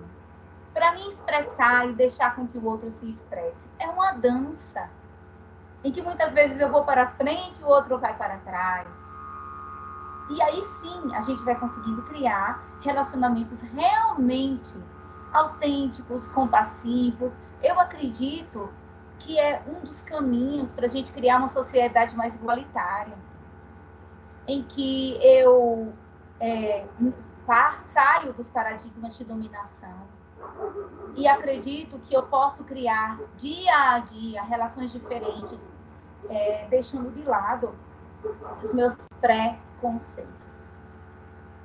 Então é isso, gente. Muito obrigada por me escutarem e eu estou à disposição. Estamos à disposição. Muito obrigada, Amanda. Muito obrigada, Thaís.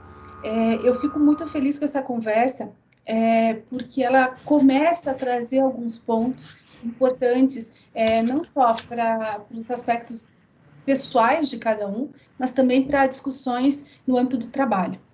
A Defensoria Pública da União, ela essencialmente, ela trabalha no contato com o público, seja nos servidores, no atendimento, os defensores, acompanhando seus defendidos nas audiências, nos itinerantes, e nós encontramos ali, como também na nossa vida pessoal, tenho certeza, um grande problema de comunicação. E cada vez mais eu percebo, e vocês que são estudiosas nisso, me corrijam ou se sintam à vontade para me dizer que eu estou equivocada, mas os grandes problemas, eles estão na falta de clareza da comunicação. Nós pressupomos muito, nós pensamos que o outro sabe o que nós queremos, aquilo que acho que a Thaís mencionou no começo, E quando eu me preparava para o evento de hoje, lendo alguma coisa na internet, peguei uma frase que me chamou muita atenção e que eu gostei. A expressão, ouvir é diferente de esperar a vez de falar. Ouvir é diferente de esperar a vez de falar. Hoje em dia, nós geralmente esperamos a vez de falar. Nós levantamos a mão e lá ficamos. Nós não estamos ouvindo. Que seria aquilo que vocês reiteradamente dizem, se conectar com o outro. Né? É que às vezes, quando eu ouço a expressão conexão, parece um pouco etérea para mim. Mas então, essa frase me concretizou um pouco isso. Eu não tenho que esperar a minha vez de falar. Eu tenho que prestar atenção no outro, no que ele está querendo me dizer. E quando eu ouço o que ele está me dizendo, eu tenho que segurar o chakra dos meus preconceitos, das minas pré-interpretações e ficar quietinho, falar, só escute, ele não faça um juízo de valor agora, calma, se acalma. Eu tenho que me acalmar, eu tenho que acalmar os meus leões que estão nos meus ouvidos impedindo que eu escute. Às vezes, quando a minha cabeça se concentra, eu tenho dois problemas. O primeiro é que eu não me concentro no outro, eu só aguardo a minha vez de falar, eu não escuto. E o segundo problema, quando eu tenho a condição interna de ouvir o outro, de parar para realmente escutá-lo, eu ouço com os meus preconceitos e com a minha interpretação e com o meu histórico. Eu não ouço o que ele quer dizer. E também, quando eu tento ouvir sem as minhas interpretações, eu vou para o terceiro ponto. Pode ser que ele não esteja sabendo se expressar, ele não esteja sabendo identificar qual é a necessidade dele, qual é o problema, o que ele quer expressar, qual é o sentimento que ele está dizendo. Às vezes ele é agressivo, mas ele está com medo, né? Ele está assustado. Muitas vezes ele não entrega algo que é pedido porque ele tem medo de se avaliar, e não porque ele não sabe. Então, assim, os entraves de uma comunicação, os grandes caminhos, é uma rua. Me parece que a comunicação hoje em dia é uma rua que ela tem vários obstáculos, tem cone por toda parte. É difícil a gente ter um caminho fluido. Sempre tem caminhos, tem vértices, tem trevos que a gente pode atravessar e que a comunicação ela se torna um pouco incompreensiva. Hoje em dia, eu tenho a impressão de que nós não paramos para sequer ler o que nós escrevemos. Nós entregamos para o outro um documento e a gente não lê. Eu digo, mas não foi isso que eu pedi. Mas claro que foi isso que você pediu, mas você leu o documento? Eu fiz leitura de não. Não, você não leu. Às vezes é um não que você pulou, é uma vírgula que você pulou que faz todo...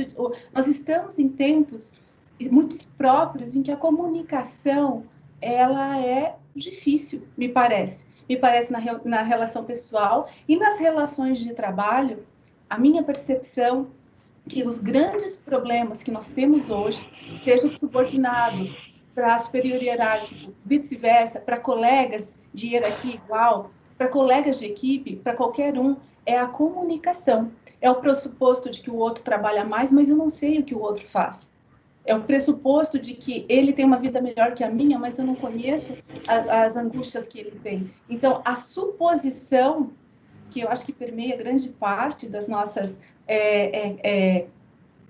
convicções, dos nossos juízos de valor, isso está atrapalhando demais.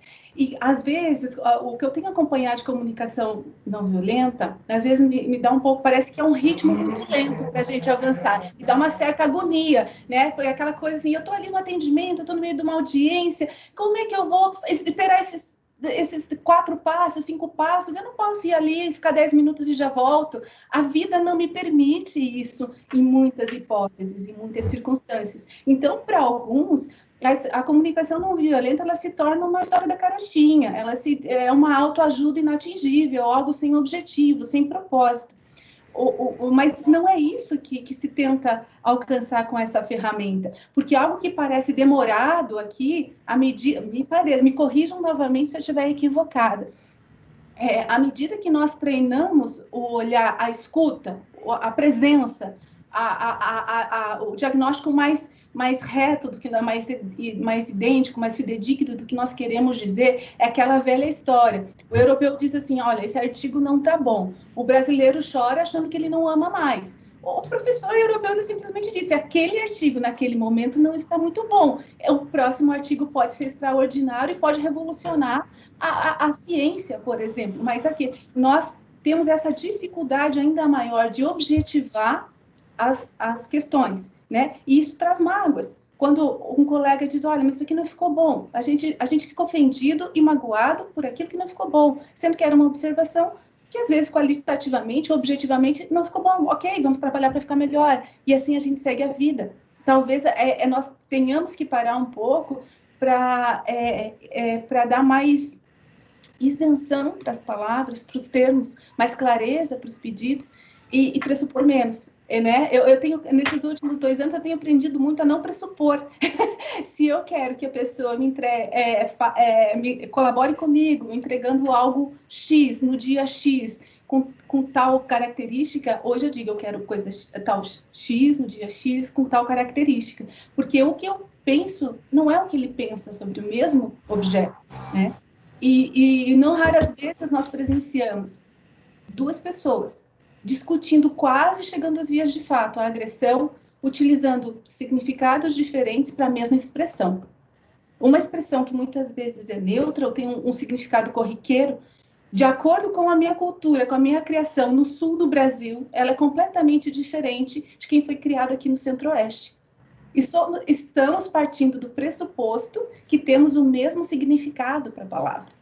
E isso é interessantíssimo. Já aconteceu de dizer, vocês perceberam que vocês estão utilizando a mesma palavra com significados, com sentidos opostos? Vocês estão brigando, vocês estão chegando a uma briga vocês não estão partindo da mesma palavra. Ou melhor, com a mesma palavra, mas significados diferentes. Então, eu acho que, penso e vejo isso que nas relações de trabalho, especialmente nas familiares, a clareza dos termos pode nos auxiliar muito.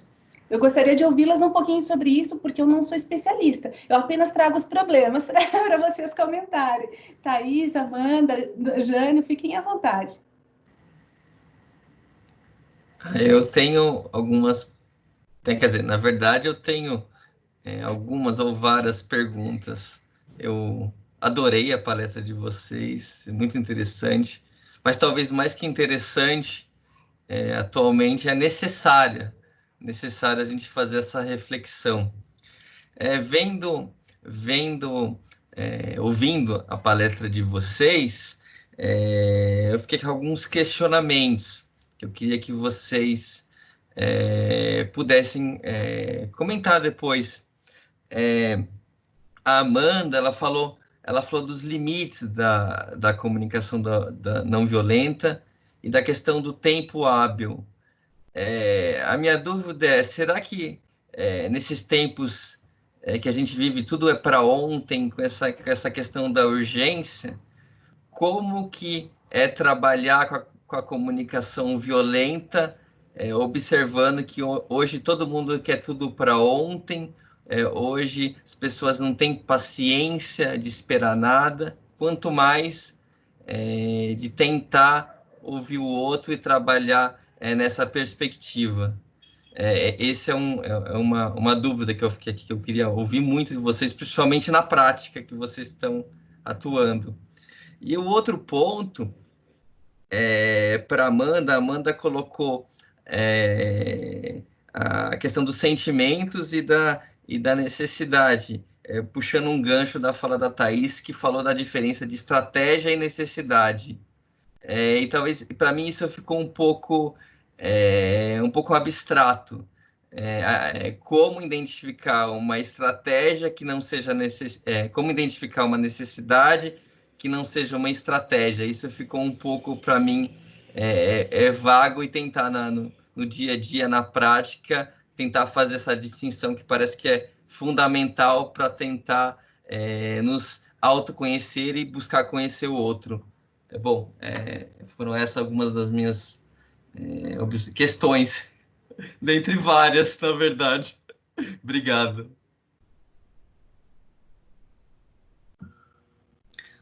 Você quer começar? Você quer que eu comece? Amandinha? Eu?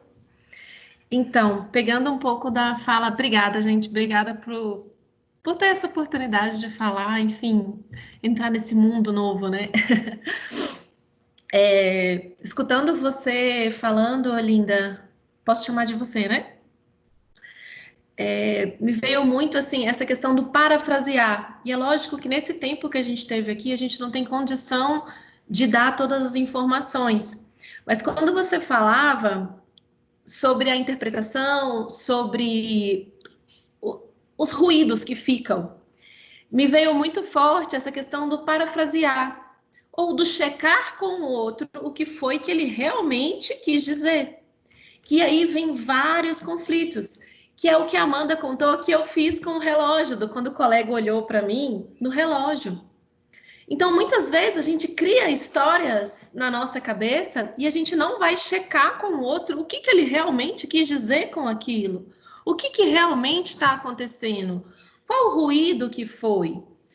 E aí, a gente... Ai, Amanda, saiu. E aí, quando a gente não consegue fazer isso, a gente se autorreferencia. Então, é a minha base, é a minha regra. Então, a palavra que você usou, que pode ter um duplo sentido, eu só vou escutar da maneira que eu conheço. E eu não vou pensar que o outro está diferente. E aí vem essas questões.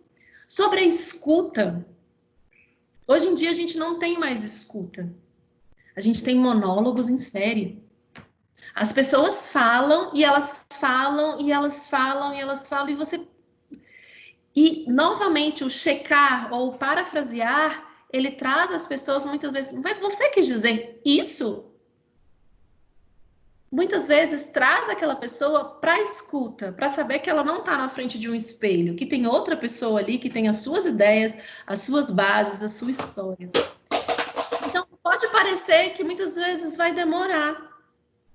Mas eu acho que com essa experiência da pandemia que a gente está vivendo, já foi uma parada tão forçada na nossa vida, que essa correria não está nos levando a lugar nenhum. Então, muitas vezes, escutar o que o outro tem a dizer vai gastar mais tempo, sim. Porque eu preciso que ele entenda que eu estou ali com ele. Mas muitas vezes esse tempo de esvaziamento é muito pequeno.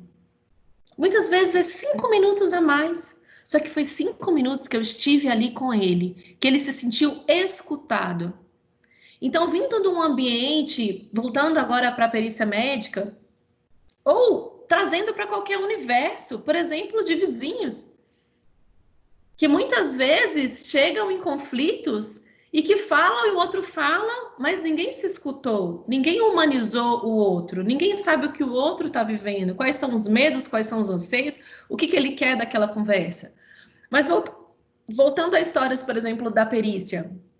Outro dia a gente estava atendendo, agora já na pandemia, a gente estava dentro do consultório fazendo um atendimento, uma perícia por computador mesmo, mas estava junto com a Amanda e de repente chega uma servidora da recepção falando que tinha uma servidora quebrando tudo e que ela não sabia mais o que fazer e que ela precisava de ajuda. E quando a gente foi, ela realmente estava quebrando tudo. Ela tinha pegado o extintor de incêndio e estava quebrando, enfim, tem porta de vidro, essas coisas. E a gente foi pro atendimento. A Amanda até esqueceu da parametrização tão necessária nesse momento. Mas a gente foi para escutar. E não durou. Toda a conversa, toda a fala que ela teve e a nossa intervenção e a servidora sair daquele quadro de crise, de quebra, não durou mais do que 15 minutos. A Amanda me corrija, eu acho que ficou entre 10 e 15 minutos no máximo. Mas por quê? Porque a gente teve a escuta. De falar, o que a senhora está precisando? A gente está aqui para te escutar. E só isso já basta. Tem alguém comigo? Tem alguém que me vê aqui como outra pessoa ou como outro servidor? Eu quero ser escutada. E aquele sofrimento todo não foi resolvido. A resposta que a gente deu para ela não teve o seu desejo de atendimento realizado naquele momento.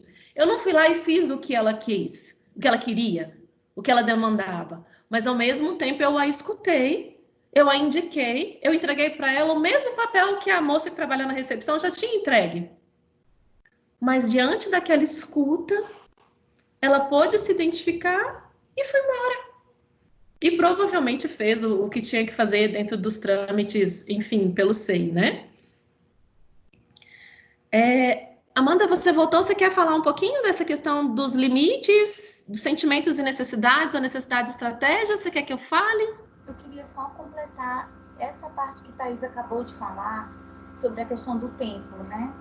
Porque muitas vezes a Olinda falou assim, às vezes a gente está no meio de uma audiência, no meio do trabalho, como que eu vou me retirar? E, na verdade, é como a Thaís colocou, hoje não dá para a gente conversar sobre todas as nuances que a comunicação não violenta tem, mas é um convite muito grande também para mim mesmo. Então, a depender, eu estou no meio de uma audiência, eu estou no meio de um atendimento, ou eu estou vivendo no meio de uma situação difícil, eu não vou conseguir que o outro mude o seu comportamento, mas eu vou conseguir escolher o que eu posso fazer naquela hora. Então, ter essa clareza de qual é a minha próxima atitude nesse momento. Porque muitas vezes o outro, com a agitação dele, com, vamos dizer assim, o desequilíbrio que acontece naquele momento, naquela pessoa, naquela situação, nos contagia. É o que a gente chama de contágio emocional. E muitas vezes eu estou no meio de uma situação em que se eu tivesse conseguido pensar com clareza, a minha atitude teria sido outra. Então, a comunicação não violenta, ela também traz esse foco para mim. O que eu posso fazer por mim mesmo nesse momento, para que as minhas necessidades sejam atendidas da melhor forma e que eu ganhe, em que eu enriqueça a minha vida primeiro. Porque quantas vezes, por conta dessa urgência da vida, que o Jânio colocou tão bem, a gente entra no atropelo do outro. Aquele atropelo não era meu. Então, a comunicação não violenta, ela vai trazer esse lugar também para mim. Então, é muito comum a gente escutar facilitadores dizendo que começou a comunicação não violenta porque gostaria de resolver um relacionamento difícil com fulano. E descobriu que o relacionamento difícil tinha que ser resolvido primeiro com ele mesmo. Eu vou abrir para a Thaís, para ela falar um pouquinho sobre essa questão de estratégias e necessidades, sentimentos e necessidades, que também é um módulo a mais dessa conversa.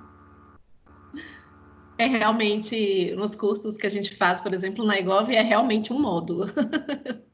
São 4 horas para explicar. Mas tentando trazer, assim, resumidamente, para o que a gente tem hoje de tempo, as necessidades humanas, elas são universais. Então, nem todo mundo precisa de um iPhone, nem todo mundo precisa de um celular. Ter um iPhone ou ter um celular de outra marca é uma estratégia que eu uso para atender a minha necessidade de comunicação, muitas vezes de beleza. Eu, por exemplo, invisto em celular porque eu gosto de fotos bem tiradas.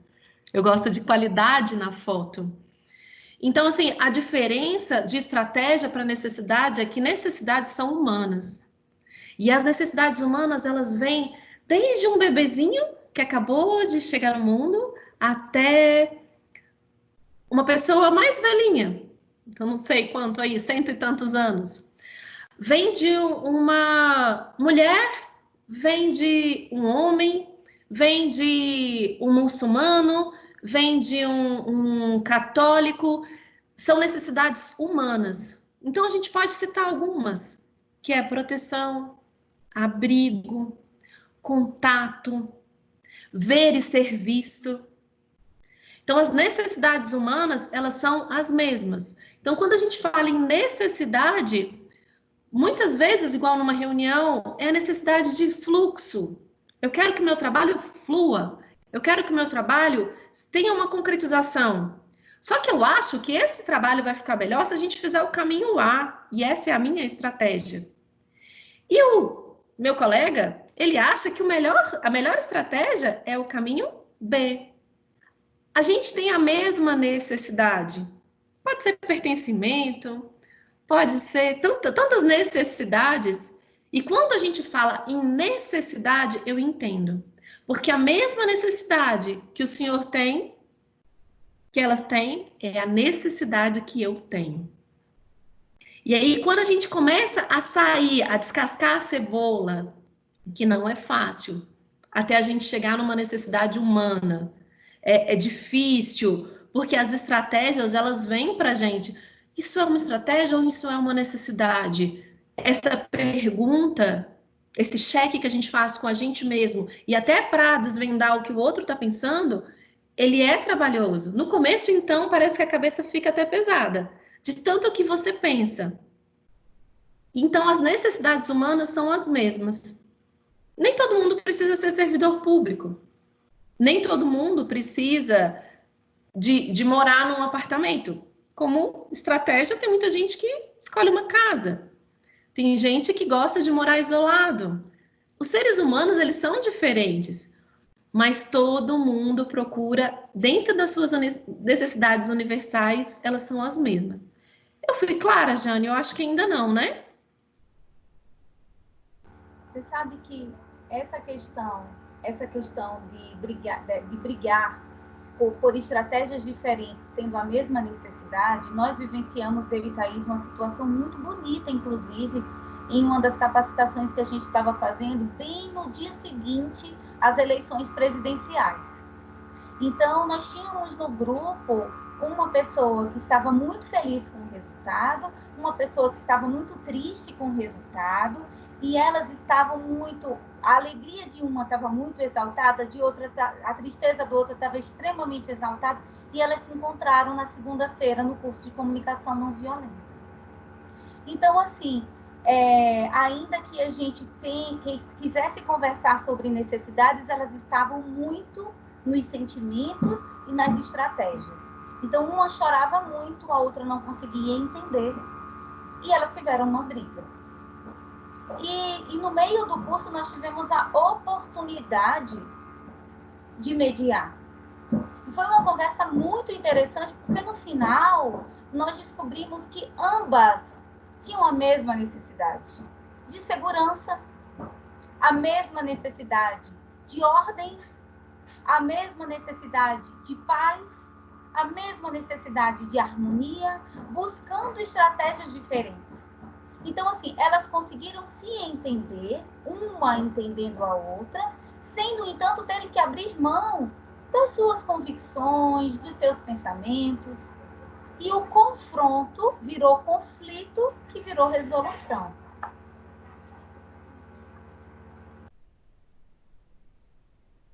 Não, sim, realmente é uma dificuldade, né, de tentar extrair a necessidade de imediato, principalmente, né, numa situação de confronto, como você colocou. Mas você trouxe um outro ponto que eu achei interessante, que foi através desse instrumental, digamos assim, trabalhar um tema que, para nós, defensores públicos e advogados no geral, que é a questão dos meios alternativos. Eu acho que conversa bastante também, que é um tema que é muito importante para nós também. Trabalhar com mediação, mais no dia a dia nosso, conciliação, mas que pode também, além do atendimento ao público, que a Olinda mencionou bem, também é um instrumental importante que a gente também pode utilizar profissionalmente, né? Claro, né? Me parece que a comunicação não violenta é para a vida, mas profissionalmente também a gente consegue identificar várias situações, realmente. Jane, muito obrigada. Como nós já estamos a 1h45 e com uma audiência bem boa, estou bem feliz com isso, sinal que o tema realmente desperta muito interesse e demonstra uma necessidade de melhorarmos todos nós, a cada dia, a nossa própria comunicação. Eu traria, encaminhando para o final, eu traria uma questão para quem quiser responder. Eu percebo também que nós precisamos ter mais clareza dos nossos sentimentos para nos comunicarmos melhor, para nós sabermos exatamente o que é que nós temos de expectativa e o que nós temos de frustração. Que essa clareza nos permite avançar para algo mais positivo, algo mais proativo. Porque se eu não tenho muita clareza do que eu quero, o outro também não vai ter muita clareza do que eu quero. Porque se eu não tenho clareza, como é que eu posso exigir ou pressupor ou acreditar que o outro terá, né? Então, eu acho que é importante nós voltarmos ao protagonismo. Talvez hoje a gente tenha que trazer um pouco mais a reflexão, e talvez seja uma ideia aqui para cada um fazer uma tarefa de casa e refletir sobre o protagonismo de cada um nas relações e na comunicação. Porque se eu deixo só para o outro, porque o outro não me atende, porque o outro não resolve, porque o outro nunca vai jogar o lixo lá fora, o outro nunca vai molhar as plantas, eu deixo claro para o outro que aquilo é muito importante para mim, e até que ponto aquela louça suja na pia é importante para mim, ou é capaz de abalar uma relação. Me parece que essas, né, como diz, a gradação do que é tolerável de louça suja na pia para um é muito diferente do que é, né, para quem acredita em signo. Para um virginiano, uma torta cortada torta é a morte. Para um, sei lá, para um outro signo, isso pode não significar nada. Ele nem viu a torta, ele não lembra nem de que sabor era. Então, assim, a clareza no que está sentido, no que pretende, no pedido, e expressar o pedido, expressar o que se pretende, para que a cobrança no termo de que o que esperar da resposta do outro e a frustração quando não formos atendidos fique muito claro. Eu não sei se vocês entendem que isso também é um problema. Sim, Olinda. Tanto é que o nosso projeto chama Ligue o Cuide-se, porque a gente entende que começa de dentro para fora. Então, assim, a comunicação não violenta não é uma ferramenta ou uma coisa que eu vou usar e vou jogar fora. Eu vou usar de novo e vou jogar fora. Porque se a gente fizer desse jeito, vai ser uma ferramenta de manipulação.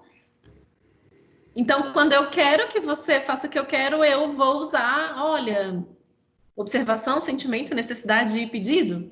E eu vou fazer dessa maneira, e aí você vai falar, nossa, olha como ela fala bonitinho. Nossa, que interessante. E vai fazer. Só que se isso não for comigo, mesmo, sincero, se a minha intenção não for real, não dura.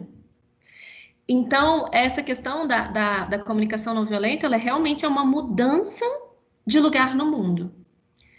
Eu procurei a comunicação não violenta pelo trabalho, porque muitas vezes eu ficava muito incomodada. Gente, mas eu não disse isso.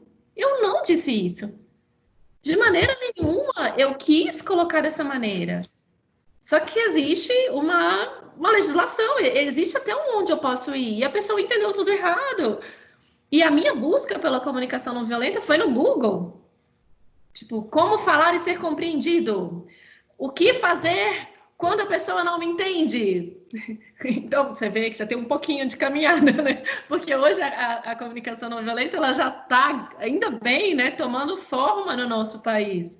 Mas quando eu procurei, junto com a Amanda, quando a gente começou a construir esse caminho, foi exatamente por isso. E hoje eu vejo o quanto trouxe de mudança para a minha vida, o quanto ganhei em relação a todos que convivem comigo, em relação da família que eu vim, meu pai, minha mãe, meu irmão, em relação à família que eu construí, meu marido, meus filhos, em relação ao trabalho, em relação a mim mesmo. O quanto hoje eu aceito os meus limites, eu aceito a minha falibilidade, eu aceito a minha tristeza, eu aceito a minha raiva, porque antes eu não sentia raiva, Linda. Não, moças boas não sentem raiva, não é isso que a gente aprende lá em Minas Gerais? Então, eu não sentia raiva. E o que ela trouxe para mim é, não, nossa, eu realmente estou com muita raiva. Mas eu continuo sem precisar socar alguém. E hoje eu me entendo, eu vejo a minha raiva, eu vejo o que é que aquela pessoa fez, que me reverberou dessa maneira. Qual o propósito meu que está sendo agredido naquele momento? E isso tudo com o tempo, isso parece muito moroso, mas depois de um tempo nessa caminhada, isso fica mais rápido, pelo menos na minha consciência. Eu estou assim por conta disso, por conta disso. E até para pedir um tempo. Olha, a partir de agora, eu não vou continuar essa conversa. A partir de agora, eu não dou conta de continuar esse atendimento. Colega, por favor, você pode me substituir? Porque a gente veste uma capa, né? E vai para a rua, para o trabalho, entendendo que a gente tem que dar conta de tudo. E muitas vezes não é assim. Muitas vezes o que aquela pessoa falou reverberou tão fundo que eu não dou conta mais de manter a minha postura de perito, que é de isento. Então, a comunicação não violenta, ela trouxe para mim um ganho, uma mudança de lugar no mundo, uma mudança na construção das relações como um todo, uma autenticidade muito maior. Você quer falar um pouquinho, Amandinha? Acho que só corroborando mesmo o que a Thaís falou. É muito comum, depois que a gente começou a trilhar esse caminho juntas, muitos atendimentos, eles começam e a gente já percebe a intenção do outro. E muitas vezes a intenção do outro, ela é muito diversa à nossa intenção. Então, nesse momento, é um momento de eu tomo consciência. É muito comum, é comum, inclusive, eu e Thaís fazermos atendimentos juntos. E é interessante quando isso acontece, porque nós olhamos uma para a outra e a gente já sabe. Já sabe que naquele momento a gente tem que ter ainda mais consciência do meu próximo passo, da minha escolha. Porque o outro é o outro e eu sou eu. Então, realmente, eu coaduno as palavras da Thaís, dizendo que a comunicação não violenta é algo que enriquece a vida daqueles que se colocam para trilhar esse caminho. A gente tem histórias muito interessantes de pessoas, por exemplo, não no nosso país, mas algumas experiências fora do país, em que advogados eles usam mediadores com experiência em comunicação não violenta para resolver, por exemplo, situações em casos de família. Então, por exemplo, um divórcio muito complicado em que estava havendo era um litígio gigantesco e que depois de algumas sessões de mediação, não só chegou-se a denominador de que aquilo poderia caminhar de forma mais harmônica, como também que o divórcio não era tão interessante assim. Então, assim, muitas vezes a gente se depara com situações em que a gente não sabe qual vai ser o final, mas a gente sabe que o processo ele pode ser enriquecedor para todo mundo.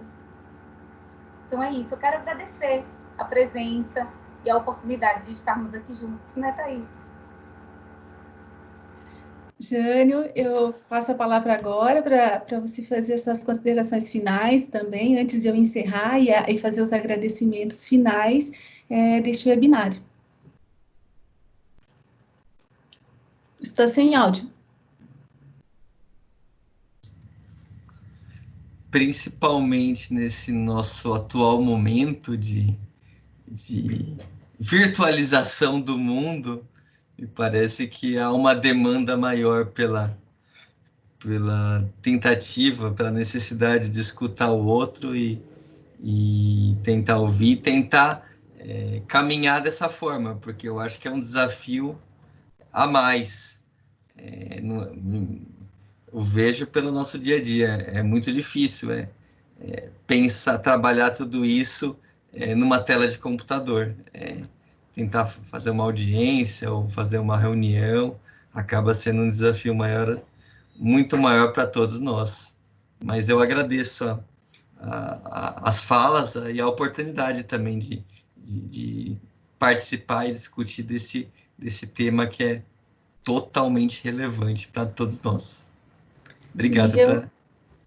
Obrigada, Jânio. E eu, em especial, agradeço a doutora Thaís, a doutora Amanda, médicas, peritas, que têm conhecimento do que estão trazendo para a gente, porque verificam na prática esses embates, esses entraves à comunicação, as consequências extremamente graves que isso pode trazer e como são inúmeras as hipóteses, seja num caso extremo de uma pessoa com uma enfermidade psiquiátrica, seja numa relação familiar em que a pia está um pouco mais cheia, um pouquinho mais limpa, né? que a toalha está no lugar errado, o quanto é importante nós nos apropriarmos desse estudo, dessa conversa sobre a comunicação, para nós trazermos mais clareza, entendermos que nós temos que ter protagonismo nisso, nós temos que nos tornar mais claros, não esperar só que o outro resolva os nossos problemas, os outros tragam a solução.